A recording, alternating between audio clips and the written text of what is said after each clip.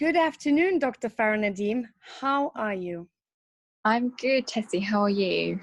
I'm wonderful. Thank you so much for your time here on Zoom o'clock today. For the wonderful people out there listening to this who don't know Dr. Farah yet, Dr. Farah Nadeem is an expert in FGM, female genital mutilation. You have been speaking in the House of Lords. You have been writing a book about it. You are an advocate for it. You speak out about it a lot. And you're also a therapist, a psychologist, and we have been working as well already in the past together. And it's just such a pleasure to talk to you about FGM today because it's such an important topic and it's still going on everywhere around the world. But that's enough for me to explain about your work. Can you please tell us all a bit about your work? What is FGM really? And why is it important to talk FGM still today? Well, FGM is child abuse, and usually the perpetrators are the mother and the father who actually take their daughters to have this act done. It is, I think the difficulty with FGM is that a lot of people see it as a cultural issue rather than it being a global issue. Research now in 2020 have noticed that 90 countries around the world actually do FGM. So what I mean by do FGM is do the cut. So girls get cut. What is FGM? I think we need to make it clear on what FGM actually is. So FGM is a procedure that's done, it's not medical, and it's usually done with someone who is not trained. So in some instances where I've worked with FGM survivors, they've had a woman who they call a witch doctor, which it doesn't mean that they're anyone, or it could be someone from their community. And I think one in particular that I remember was where she smashed a bottle and used a smashed bottle to remove parts of the young girl's vagina. What usually happens is 4 different types. There's one where there's a prick, type 1 is very kind of minute. Type 2 is they take some part of the labia out. Type 3, which is the main common one, which actually happens where they take the clitoris out so that the girl doesn't have sexual pleasure, and they sew it up, sew the vagina up that you only have about this much space. And there's been a lot of complications for young girls where they've had their periods, where they've turned into tumours, periods have not been released, so many of the complications. Sex was described as more painful than being pregnant or giving birth. So that usually the common type of FGM is the type 3. So this has become a very global issue now. So 200 million girls have had FGM done to them. In the UK alone, around 137 girls have had the cut. And when I mean the cut is actually, the removal of the clitoris and the vagina being sewed up. So it's literally like, we could show pictures later through this interview, but it'd be interesting. You could see that it's completely sewed up and all that's left is this amount of space. So when you think about it, FGM is something that isn't needed. It's harmful. It's a harmful practice, and it's seen as child abuse. Here in the UK, the first conviction happened last year in 2019 in February, and it was of a young girl who was, I think, at the time 2, and she became 4, and it was the first conviction ever. And I think both parents mother got the most amount. I think she got 14 years imprisonment, and that was the first conviction ever. But it was made illegal here in the UK in 1989, and then the law changed in 2003. But it still was illegal from that point. So actually, the world was aware of female genital mutilation in 1989. Here in the UK, it used to happen. Not just, I know at the moment it's seen as a lot of people have denounced it as an African issue and said that it's more in African Muslim countries. But here in the UK, it used to happen, in the early 1900s in asylums where women used to masturbate, and masturbation was seen as a form of, deviation for a woman. And they used to remove the clitoris then, and that's seen as like female genital mutilation at that point as well. And then, we know that it originated from, research shows that it's originated from Egypt when it was mummification stage. But now it's kind of become a norm around millions, I mean, not millions, but 90 countries, and 200 million women have had this done. And the prevalence rate is very high when it comes to FGM. So even now, currently, when it comes to WHO and UNICEF, they've got research here that's saying that the highest rate at the moment is Malaysia, and then we've got Egypt, and we've got Sudan, Sierra Leone. So loads of different countries that are still very high, that the prevalence rate is so high, a large percentage of the countries that have it. And even in Europe, we've got, women at risk that currently have it. We have Ireland, 1 to 11%. We've got Italy, 15 to 24%. We've got Belgium, 16 to 27% at risk of having FGM done. Greece, 25 to 42% of women who are from the FGM community are at risk of having FGM done. Cyprus, 12 to 17%. Malta, 39 to 57%. And France, 12 to 21%. So that's Europe alone. So, Europe alone. If I can interrupt you 1 second, I think that it's incredibly, it's just really unacceptable numbers, first and foremost. Yeah. But you didn't mention Luxembourg. I am from Luxembourg. Tell me about Luxembourg and what is the issue with the statistics from there? So at the moment, we do know in 2016, we know that it is occurring in Luxembourg. There is a migration towards Luxembourg, and there's research about migration, people from different cultures, different countries that have migrated to Luxembourg. Unfortunately, there's not enough statistics when it comes to Luxembourg for us to say and quantify it and say this is the percentage rate. There's not even research around Luxembourg and asylum. There's not even research around the stuff that's happened. So we've got research around women that seek asylum because of FGM. We don't have anything like that in Luxembourg. We don't have literally anything where I can say this is the percentage of women in Luxembourg that have had FGM done, or how many are at risk. There's nothing there. We do know it does happen in Luxembourg, but that's about it. So there's not enough for me to say, hey, this is what I found and this is what it says about Luxembourg. But this is estimated 600,000 women have had FGM in Europe. A year. So yeah, not in a year since 2016. So not, or so far at the moment, the research now has said 600,000. But you have to understand, FGM is a hidden population issue. And what do I mean by hidden population? Is that they're not only covered by culture, it's hidden within families. I know women that have had this done in forests, in places where they've been taken in, Western countries, and they've had this done where the community takes them. We've had people who've said this happened in churches, mosques. So it's not just a Muslim issue or so important that you say that it is not just a Muslim religious thing, and also that it's not just an African cultural thing, because a lot of people I have spoken to, and I have spoken up publicly against FGM many times with the UN and also in other conferences. It's really important that people understand FGM is also practiced by Roman Catholics.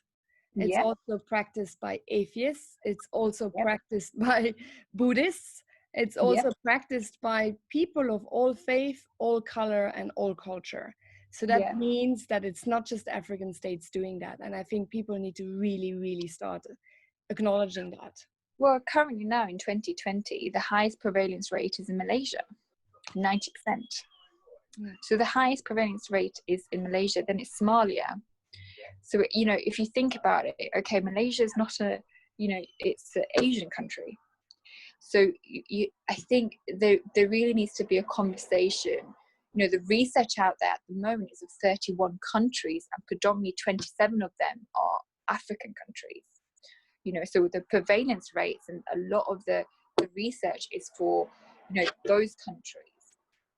But, there's 90 countries altogether that actually had FGM done. And I think, or women are at risk of having FGM, and 90 countries where FGM is committed. So I think there really needs to be a conversation around that. And when it comes to Islam, I think the most important thing here is that it's not part of the religion. That's a myth. It actually isn't part of the religion. It is something that's originated from men to control women. It is something about power and to reduce sexuality.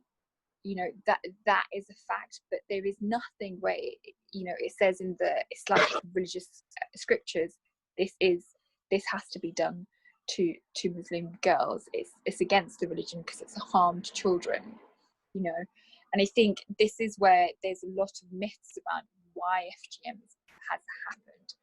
And my own research reflected on how do we therapeutically work with the psychological aftermath. How do we work with women who have had FGM done? What do we need to be mindful about psychologically more than the physical aspect? Physical aspect, I think there's loads of work and a lot of research on that. But when it comes to the psychological aftermath, there isn't much. So my book was one of the first, I've got it here, it was one of the first that really looked at a practitioner's guide to treating female genital mutilation. That's the first kind of research that I did. It's come out in the book. But then after that, I think the next work, which I'm currently working with, is about working with the different forms of therapy we could have for female genital mutilation moving forward. So, there's so much out there, and there's not enough, I think, work around the psychological aftermath, because the act is happening. Even now there's, new reports saying that in Somalia, because of COVID, there's a rise of FGM, because everyone's in their homes, things are happening. So again, I think the most important thing about FGM is child abuse, and it's about being aware that this is child abuse and working with this as something that the perpetrators usually do be, their parents, unfortunately, in this case. Parents, the mother usually takes them to have this done. The father's very advocate around it. But bearing in mind, a lot of people are becoming more educated around FGM from different communities.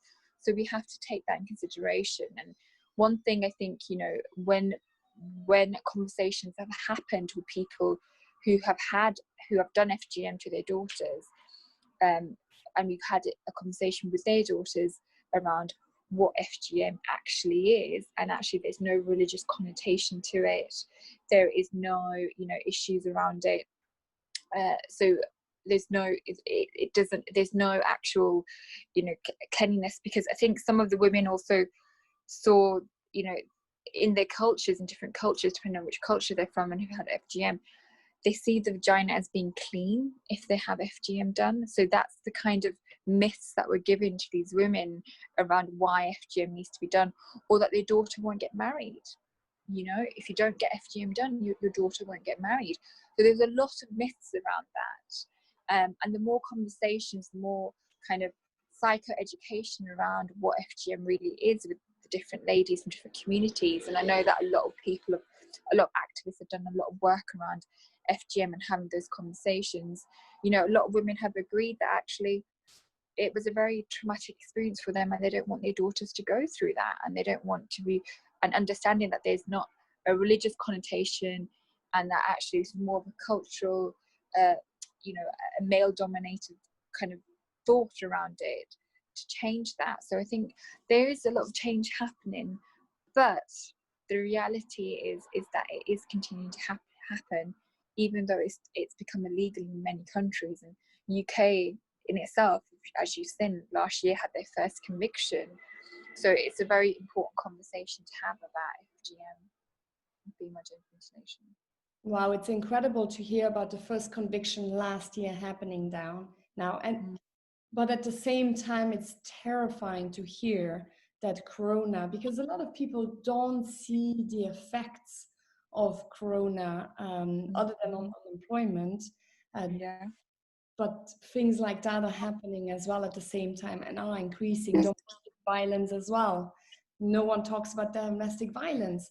And I think it's really important to keep the conversation going, and your work is really essential. I will also put a link of your book below your YouTube video later, because I think it's really important for everyone really to read, because you know, you are only as strong as the weakest link of your society.